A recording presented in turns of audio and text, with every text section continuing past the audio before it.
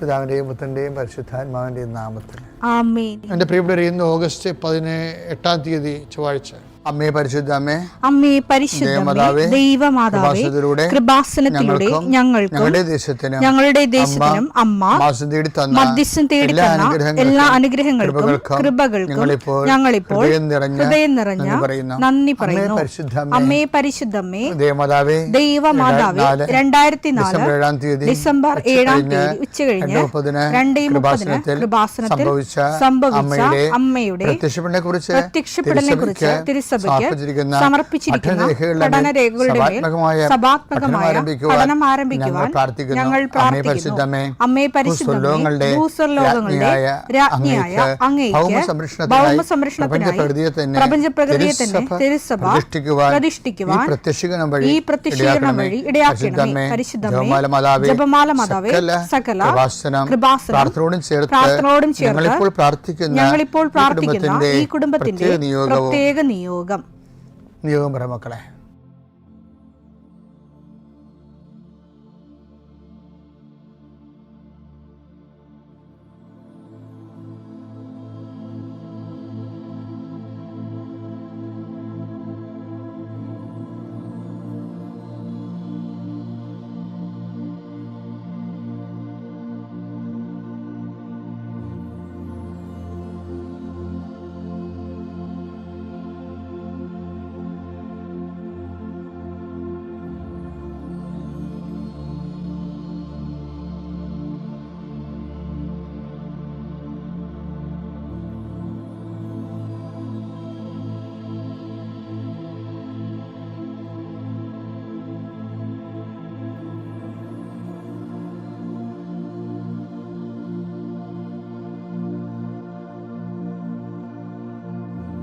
അമ്മയുടെ പ്രത്യക്ഷീകരണത്തിന്റെ ഈ അനുഗ്രഹവേളയിൽ ഞങ്ങൾക്ക് സാധിച്ചു തരുവാൻ കനിയണമേ.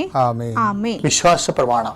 സർവശക്തനായ പിതാവും ആകാശത്തിന്റെയും ഭൂമിയുടെയും സൃഷ്ടാവുമായ ദൈവത്തിൽ ഞാൻ വിശ്വസിക്കുന്നു. അവിടുത്തെ ഏകപുത്രനും ഞങ്ങളുടെ കർത്താവുമായ ഈശോമിശിഹായിലും ഞാൻ വിശ്വസിക്കുന്നു.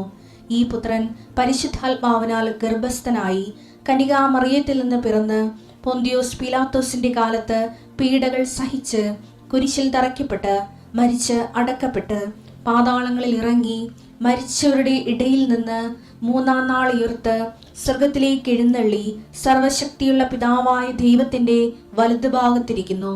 അവിടെ നിന്ന് ജീവിക്കുന്നവരെയും മരിച്ചവരെയും വിധിക്കുവാൻ വരുമെന്നും ഞാൻ വിശ്വസിക്കുന്നു. പരിശുദ്ധാത്മാവിലും ഞാൻ വിശ്വസിക്കുന്നു. വിശുദ്ധ കത്തോലിക്കാ സഭയിലും പുണ്യവാന്മാരുടെ ഐക്യത്തിലും പാപങ്ങളുടെ മോചനത്തിലും ശരീരത്തിന്റെ ഉയർപ്പിലും നിത്യമായ ജീവിതത്തിലും ഞാൻ വിശ്വസിക്കുന്നു. ആമേൻ. സുഖസ്ഥനായ ഞങ്ങളുടെ പിതാവേ, അങ്ങയുടെ നാമം പൂജിതമാകണമേ. അങ്ങയുടെ രാജ്യം വരണമേ. അങ്ങയുടെ തിരുമനസ് സ്വർഗത്തിലെ പോലെ ഭൂമിയിലും ആകണമേ. അന്നു വേണ്ടുന്ന ആഹാരം ഇന്ന് ഞങ്ങൾക്ക് തരണമേ. ഞങ്ങളോട് തെറ്റ് ചെയ്യുന്നവരോട് ഞങ്ങൾ ക്ഷമിക്കുന്നത് പോലെ ഞങ്ങളുടെ തെറ്റുകൾ ഞങ്ങളോടും ക്ഷമിക്കണമേ. ഞങ്ങളെ പ്രലോഭനത്തിൽ ഉൾപ്പെടുത്തരുതേ, തിന്മയിൽ ഞങ്ങൾ രക്ഷിക്കണമേ. ആമേൻ. നന്മ നിറഞ്ഞ മറിയമേ, സ്വസ്തി. കർത്താവ് അങ്ങയുടെ കൂടെ സ്ത്രീകളിൽ അങ്ങ് അനുഗ്രഹിക്കപ്പെട്ടവളാകുന്നു. അങ്ങയുടെ ഉദരത്തിൻ ഫലമായി ഈശോ അനുഗ്രഹിക്കപ്പെട്ടവനാകുന്നു. പരിശുദ്ധ മറിയമേ, തമ്പുരാന്റെ അമ്മേ, പാപികളായ ഞങ്ങൾക്ക് വേണ്ടി ഇപ്പോഴും ഞങ്ങളുടെ മരണസമയത്തും തമ്പുരാനോട് അപേക്ഷിക്കണമേ. ആമേൻ. കർത്താവേ, നിന്റെ ഉന്നതമായ നാമത്തിന് സ്വസ്ഥം. കർത്താവേ, ഇന്ന് യാത്ര ചെയ്യുന്നവരെ അവരുപയോഗിക്കുന്ന രേഖകൾ, ഓരോ രേഖകളെയും ഞാൻ കർത്താവിന് സമർപ്പിക്കുന്നു. നിങ്ങളുടെ സർട്ടിഫിക്കറ്റുകൾ, പ്രമാണങ്ങൾ, പാസ്പോർട്ടുകൾ, നിങ്ങളുടെ അപേക്ഷാ ഫോമുകൾ, നിങ്ങളുടെ ബാങ്ക് രേഖകൾ കർത്താവ് സ്പർശിക്കട്ടെ. ഇതുമായി കടന്നു പോകുന്നത് ഇതൊന്നും നഷ്ടപ്പെടാതിരിക്കാൻ കർത്താവിൻ്റെ വിശുദ്ധ മുദ്ര വെക്കട്ടെ. അത് ആർക്ക് കൊടുക്കുമ്പോഴും സ്വീകരിക്കുന്നതിന് പരിശുദ്ധാത്മ നിറയുകയും നിനക്ക് ദൈവഹിതമാണെങ്കിൽ നിനക്ക് അനുകൂലമായ തീരുമാനം എടുത്തുകൊണ്ട് നിന്നെ സന്ധിക്കാൻ ഇടവരുത്തിട്ട് പ്രാർത്ഥിക്കുന്നു. നിന്റെ കൃഷിയിടങ്ങളെ കർത്താവ് അനുഗ്രഹിക്കട്ടെ. മത്സ്യത്തൊഴിലാളികളുടെ അവരുടെ ജീവിത മേഖലകളിലെ സാമ്പത്തികമായ ബാധ്യതകളും ഘടകങ്ങളുള്ളവരെ കർത്താവ് ഏറ്റെടുക്കട്ടെ. ഏലകൃഷിക്കാർ, റബ്ബർ കൃഷിക്കാർ, റബ്ബർ ടാപ്പ് ചെയ്യുന്നവരെ, അതുകൊണ്ടെല്ലാം ഉപജീവനം നടത്തുന്നവർ, പലതരത്തിലുള്ള ഉൽപ്പന്നങ്ങൾ, കാർഷിക ഉൽപ്പന്നങ്ങൾ വിറ്റ് മാറാതിരിക്കുന്നവർ, അത് വിറ്റ് മാറിയില്ലെങ്കിൽ ജീവിത കാര്യങ്ങൾ നിറവേറാതെ തടസ്സപ്പെട്ട് കിടക്കുന്നവരെ ഈശോ നാമത്തെ ആശീർവദിക്കുന്നു. കർത്താവേ, വിദേശങ്ങളിലേക്ക് പോകാൻ ഉദ്ദേശിക്കുന്നവരും ഡേറ്റ് ഫിക്സ് ചെയ്തവർ, തിരിച്ചു വരാൻ പോകുന്നവർ, നിങ്ങളുടെ യാത്രകളെ കർത്താവ് ആശീർവദിക്കട്ടെ. നിങ്ങൾ കൊണ്ടുപോകുന്ന രേഖകളെ കർത്താവ് ആശീർവദിക്കട്ടെ. ആശുപത്രി കിടക്കുന്ന രോഗികളെ, രോഗം ഇതിലേക്ക് പിടികിട്ടാത്തവർ, പലതരത്തിലുള്ള നീണ്ട ഐസിയുവിലും നീണ്ട ദിവസങ്ങൾ താമസിക്കുന്നവർ, സാമ്പത്തികമായ ബാധ്യതകളാൽ വലിയ ജപ്തി നടപടിയൊക്കെ വരാൻ പോകുന്നവരും വന്നിട്ട് അതിലൂടെ കടന്നു പോകുന്നവർ, അവർക്ക് എത്രയും വേഗം ഒരു പോംവഴി കിട്ടാൻ പരിശുദ്ധ മാതാവ് ആശീർവദിക്കട്ടെ. പലതരത്തിലുള്ള അപകടങ്ങൾ, ആക്രമണങ്ങൾ അനുഭവിക്കുന്നവർ, ജലജീവികളുടെയും വിഷജന്തുക്കളുടെയും ആക്രമണങ്ങൾ പെട്ടിരിക്കുന്നവർ, കർത്താവിൻ്റെ രക്തം അവരെ തിളക്കപ്പെടുകയും ഇതോടുകൂടി അവരുടെ രോഗങ്ങൾ വിട്ടുമാറുകയും യേശുനാമത്തിൽ പ്രാർത്ഥിക്കുന്നു. എൻ്റെ മക്കളെ, നമ്മളിപ്പോൾ ഒരു പ്രത്യേക ആധ്യാത്മിക അഭ്യാസത്തിലൂടെ പോവുകയാണ്. നമ്മൾ അന്വേഷിക്കുന്നത് വാഗ്ദാന പേടകത്തെ സമീപിക്കേണ്ടത് എങ്ങനെയെന്നുള്ളതാണ്. ഇതിങ്ങനെ ചോദിക്കാൻ കാരണം എന്താ, എല്ലാ ആവശ്യവും ഇത് ആവർത്തിക്കും. ഹെബ്രായർ 4:16 എന്താണ്? നമുക്കൊരാവശ്യം ഉണ്ടാകുമ്പോൾ നിങ്ങൾ എല്ലാ വാഗ്ദാനങ്ങളുടെയും പൂർണ്ണതയായ യേശു ക്രിസ്തുവിനെ കൃപയുടെ സിംഹാസനത്തെ സമീപിക്കുക എന്നുള്ളതാണ്. അപ്പോൾ എങ്ങനെ സമീപിക്കാൻ പറ്റുമെന്നുള്ളതിൻ്റെ 10 പോയിൻറ്റ്സാണ് ഈ പറയുന്നത്. ഇന്നലെ 1 പോയിൻറ്റ്സ് പറഞ്ഞു. എന്താണ്? വിശ്വാസം. വിശ്വാസം ദൈവത്തെ അന്വേഷിക്കലാണ് ഇന്നലെ പറഞ്ഞു. അന്വേഷിക്കുന്ന വഴികളാണ് നമ്മൾ സജീവ വിശ്വാസമുണ്ട്, നിർജീവ വിശ്വാസമുണ്ട് നമ്മൾ പറഞ്ഞു. അപ്പോൾ പാരമ്പര്യ വിശ്വാസം നിർജീവവും, സജീവ വിശ്വാസം പ്രവർത്തനങ്ങളിലൂടെയുള്ള നീതീകരണമാണെന്ന് നമ്മൾ യാക്കോബ് 2:17 പറഞ്ഞു.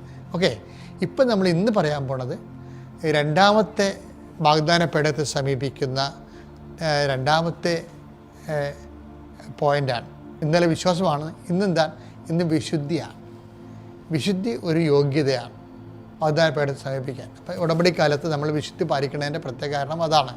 അപ്പോൾ അത് എന്തുകൊണ്ടാണ് അങ്ങനെ പറയാൻ കാര്യം എന്ന് വെച്ച് കഴിഞ്ഞാൽ, ഇപ്പോൾ പഴയ നിയമത്തിൽ വേറെ ഒരു സംഭവമാണ്. ഫിസിക്കലായിട്ട് ഹുസ്സ എന്ന് പറഞ്ഞൊരാൾ സഹോദരല്ലേ, അയാൾ വാഗ്ദാന പേടകത്തിന് വഹിച്ചിരുന്ന മൃഗങ്ങളെ ഇളകിയപ്പോൾ അയാൾ കയറി തൊട്ട് വാഗ്ദാന പേടകം വീഴാൻ പോണ തോന്നി ഉസ്സാ കയറി തൊട്ടപ്പോൾ അയാൾ അടിച്ചു തരുന്ന അയാൾ ചത്തുപോയി. അപ്പോൾ അന്ന് മുതൽ വാഗ്ദാന പേടകത്തിൽ പുരോഹിതന്മാർ പ്രാർത്ഥനാപൂർവ്വമാണ്, പ്രത്യേക ഡ്രസ്സിട്ട് പ്രാർത്ഥനാപൂർവ്വം വിശുദ്ധിയോടെയാണ് വാഗ്ദാന പേടകത്തെ ചുവന്നുകൊണ്ട് വന്നത്. അപ്പം നമ്മൾ അതുപോലെ തന്നെ ചെയ്യണത്. അപ്പം നമ്മളതെല്ലാം ആത്മീയമായിട്ടാണ് നമ്മളതിനെ, ആ വിഷയത്തെ ഫിസിക്കൽ എന്ന രീതിയിലുള്ള സ്പിരിച്വലായിട്ടാണ് നമ്മളതിനെ വാഗ്ദാന പേടകം സ്പർശിക്കുന്നത്. എങ്ങനെ സ്പർശിക്കുന്നത്? വിശുദ്ധി മൂലമാണ് സ്പർശിക്കുന്നത്.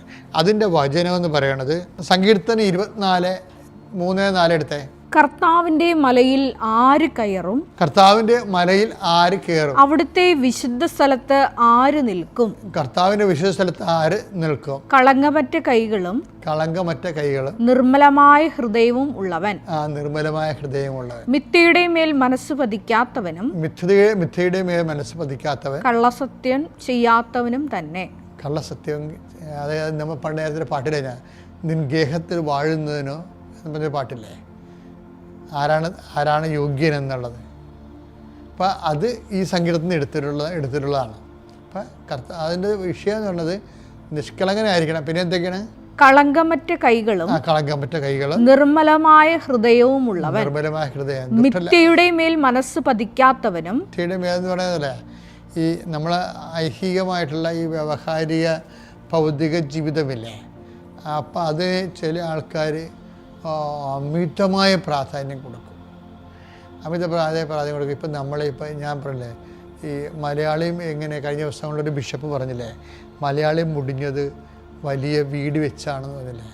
വീട് വെച്ചെന്ന് വെച്ചാൽ അത് അതിൻ്റെ അകത്തൊരു ഒരു മിഥ്യയുടെ മേൽ മനസ്സ് വെക്കുന്നുണ്ട്. അതിൻ്റെ അകത്ത് എന്താ കാര്യം വെച്ചാൽ, വലിയ വീടാണെങ്കിൽ മാത്രമേ തങ്ങൾക്കൊരു വിലയുള്ളെന്ന് മലയാളി ഒരു മിഥ്യാധാരണയാക്കിയിരിക്കണം. കാര്യം അതിനു വേണ്ടി ലോൺ എടുത്ത് അതിൻ്റെ പലിശ പെരുകി പിന്നെ അടക്കാൻ വേണ്ടി രാജ്യം നാട് വിട്ട് അല്ലേ, പിന്നെ അവിടെയും കടമായി ഇവിടെയും കടമായി.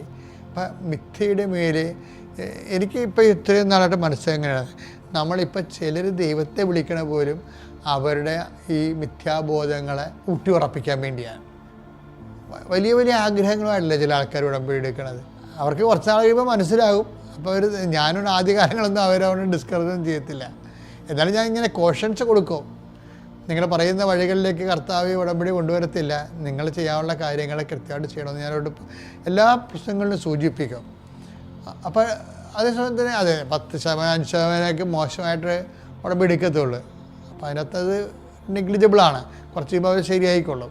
പക്ഷേ ഞാനതല്ല പറയണത്, ഈ വിശുദ്ധി ഒരു പ്രധാനപ്പെട്ട കാര്യമാണ്. വിശുദ്ധി എന്ന് പറഞ്ഞാൽ എന്താണ് ശരിക്കും പറഞ്ഞാൽ? നമ്മൾ വിശുദ്ധിയെക്കുറിച്ച് നല്ലവണ്ണം നമ്മൾ പഠിച്ച വിശുദ്ധിയുടെ ലക്ഷണങ്ങളെന്ന് പറയാനുണ്ടല്ലോ, ശരിക്കും 1 കൊരിന്ത്യസ് 13:1 മുതലുണ്ട്. എന്താ തരാ, സ്നേഹത്തിൻ്റെ ലക്ഷണങ്ങൾ തന്നെ വിശുദ്ധിയുടെ ലക്ഷണങ്ങൾ. അതാണ് നിങ്ങളത് വായിച്ചാൽ മതി. നീ ഉടമ്പടിക്കാലത്ത് പ്രത്യേകിച്ച് കാര്യം, ഉടമ്പടിക്കാലം എന്ന് പറയുന്നത് നമ്മൾ ഭൗതികമായ കൈയും കാലും കെട്ടിയിട്ട് കർത്താവിൻ്റെ കൈകൾ ചലിപ്പിക്കാൻ വേണ്ടി നമ്മൾ ദൈവതിരുസന്നിധിയിൽ നിഷ്ക്രിയരായി നിഷ്ക്രിയ ലോകത്തിന് മുമ്പിൽ നിഷ്ക്രിയരാകുകയും ദൈവത്തിൻ്റെ മുമ്പിൽ സജീവരായും ചെയ്യുന്ന ഒരു കാലമാണ് ഉടമ്പടിക്കാലം എന്ന് പറയുന്നത് പ്രത്യേകിച്ച്. അപ്പോൾ അതിനകത്ത് ഒരു കാര്യമാണ് വിശുദ്ധിക്ക് പ്രാധാന്യം കൊടുത്തുകൊണ്ട് കളങ്കമില്ലാത്ത മനസ്സ്. ഇപ്പോൾ നമ്മുടെ ഞാൻ ചില ആൾക്കാരോട് പറയും, നിങ്ങൾ ഉടമ്പടിയിൽ കളങ്കം ഉണ്ടാകരുതെന്ന് പറയും. പക്ഷേ ഞാൻ ഉടമ്പടിയിൽ ഇപ്പം നമ്മളൊരു സ്ഥലം മേടിക്കണമെന്ന് പറയുമ്പോഴും അപ്പം ചിലപ്പോൾ അതിൻ്റെ അകത്ത് ആഗ്രഹത്തിൻ്റെ കളങ്കം ഉണ്ടാകും. എന്താ കാര്യം വെച്ച് കഴിഞ്ഞാൽ, ഇത് നമ്മൾ ആരോടും പറയത്തില്ല. ഇനിയൊരു മേടിക്കണ ഈ സ്ഥലം വേറെ ആൾക്കാർ വാങ്ങിച്ചാൽ ഇപ്പോൾ നമുക്ക് ചിലപ്പോൾ എത്രയും പെട്ടെന്ന് ആവശ്യം ഉണ്ടാകത്തില്ലെങ്കിലും സ്ഥലം എടുത്തിടും ചില ആൾക്കാർ. എന്താ കാര്യം, ആ സ്ഥലം എടുത്തില്ലെങ്കിൽ വേറെ ആൾക്കാർ എടുക്കുകയും അവരതിലേക്ക് കൂടി റോഡിട്ട് അവരുടെ വീട്ടിൽ വണ്ടി കയറുകയും ചെയ്യുമ്പോൾ അവിടെ മുമ്പിൽ നമ്മൾ കൊച്ചായി പോകുന്ന വിചാരിച്ചുകൊണ്ട് ചില ആൾക്കാർ. അപ്പോൾ അതും ചില ആൾക്കാർ ഉടമ്പടി വെക്കും അങ്ങനെ സ്ഥലം. പക്ഷേ അതിൻ്റെ കളങ്കമുണ്ട്. എന്താ, മറ്റുള്ളവരെ വളർച്ചയെ മുരടിപ്പിക്കുക എന്നുള്ളൊരു കളങ്കമുണ്ട്. അപ്പോൾ അതാണ് ഭജനം പറയണത്, നിങ്ങൾ ഉടമ്പടിക്കാലത്ത് അല്ലാത്ത കാലത്തും വിശുദ്ധിയോടെ വേണം നിങ്ങൾ വാഗ്ദാന പേടകത്തെ സമീപിക്കാൻ. അപ്പം നിയോഗങ്ങളിൽ കളങ്കം ഉണ്ടാകാതിരിക്കാൻ ശ്രദ്ധിക്കണം. നിങ്ങളുടെ നിയോഗങ്ങളിൽ കളങ്കം ഉണ്ടോ എന്ന് ഒന്ന് പരിശോധിക്കാൻ നല്ലതായിരിക്കും. പിതാവിൻ്റെയും പുത്രൻ്റെയും പരിശുദ്ധാത്മാവിൻ നാമത്തിൽ.